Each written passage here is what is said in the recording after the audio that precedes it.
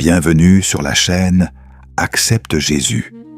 Ici, nous prenons le temps de ralentir, de réfléchir et de laisser la parole de Dieu parler à nos cœurs. Aujourd'hui, nous entrons dans un livre unique de la Bible, un livre profond, parfois déroutant, mais incroyablement honnête. Le livre de l'Ecclésiaste. Écrit par un sage souvent identifié comme le roi Salomon, l'Ecclésiaste pose des questions que beaucoup n'osent pas formuler. Quel est le sens de la vie? À quoi servent le travail, la richesse, la sagesse ou le plaisir, si tout finit par passer?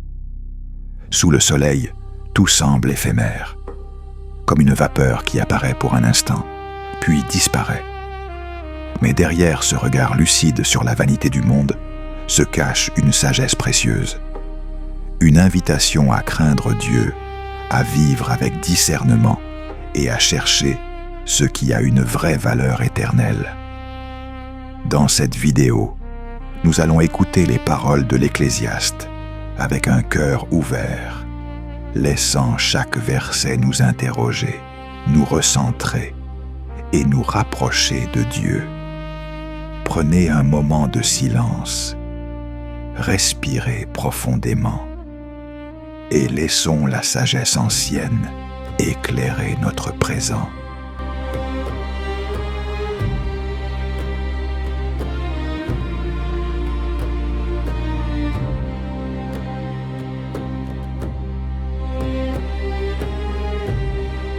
Vanité des vanités, dit le sage. Tout est vanité. Quel profit l'homme retire-t-il de tout le travail qu'il accomplit sous le soleil? Une génération s'en va, une autre vient, mais la terre demeure pour toujours. Le soleil se lève, le soleil se couche, et il retourne à l'endroit d'où il se lèvera de nouveau. Le vent tourne, revient sur ses circuits, et les fleuves se jettent dans la mer sans jamais la remplir. L'homme cherche un sens, mais tout semble passer comme un souffle. J'ai observé tout ce qui se fait sous le ciel. J'ai cherché la sagesse, la connaissance, la compréhension.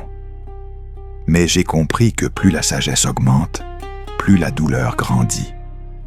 Car celui qui accroît sa connaissance accroît aussi sa tristesse.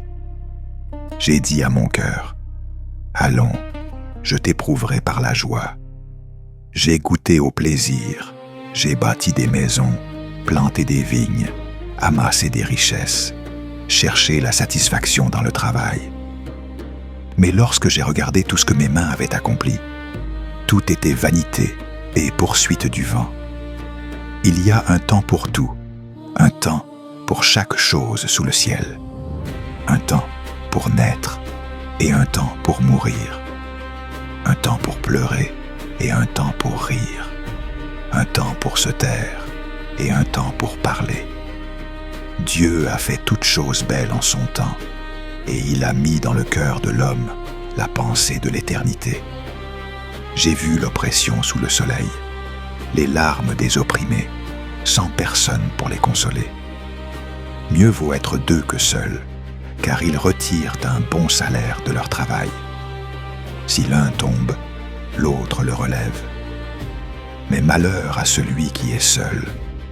Garde ton pied lorsque tu entres dans la maison de Dieu. Approche-toi pour écouter plutôt que pour parler. Dieu est au ciel et toi sur la terre. Que tes paroles soient peu nombreuses. Il y a un mal que j'ai vu sous le soleil. Dieu donne à l'homme richesse et honneur, mais ne lui permet pas d'en jouir, car l'homme n'est jamais rassasié. Mieux vaut la sagesse que les armes de guerre. Mieux vaut la fin d'une chose que son commencement. Le cœur du sage se tient dans la maison du deuil, car il y apprend ce qui compte vraiment. Même si le méchant prospère pour un temps, je sais que le bien attend ceux qui craignent Dieu. Car l'homme ne peut comprendre toute l'œuvre de Dieu, même s'il s'efforce de la chercher. Tout arrive à tous, justes et injustes, sages et insensés. Profite de la vie avec reconnaissance. Mange ton pain avec joie, car Dieu approuve déjà tes œuvres. Chapitre 10. La sagesse ou la folie? Un peu de folie peut ruiner une grande sagesse. Le sage marche avec prudence, le fou révèle son ignorance. Jette ton pain à la surface des eaux, car avec le temps tu le retrouveras. Sème le matin, et ne laisse pas ta main se reposer le soir, car tu ne sais ce qui réussira. Souviens-toi de ton Créateur pendant les jours de ta jeunesse, avant que les jours mauvais n'arrivent. Écoutons la conclusion de tout. Crains Dieu et observe ses commandements, car c'est là tout l'homme. Dieu amènera toute œuvre en jugement, même ce qui est caché.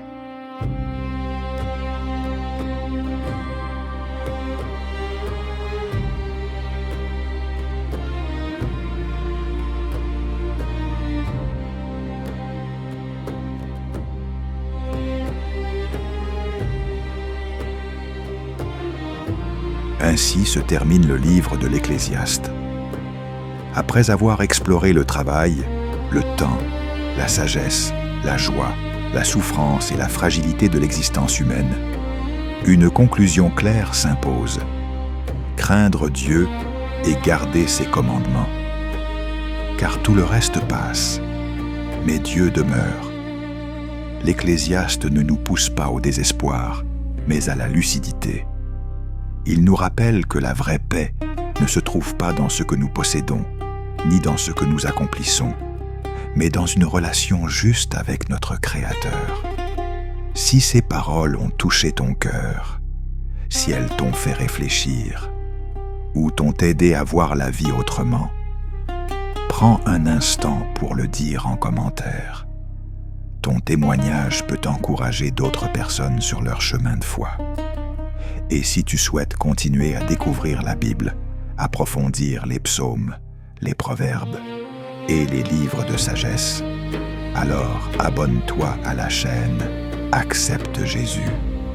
Active la cloche pour ne manquer aucune vidéo et partage ce message autour de toi.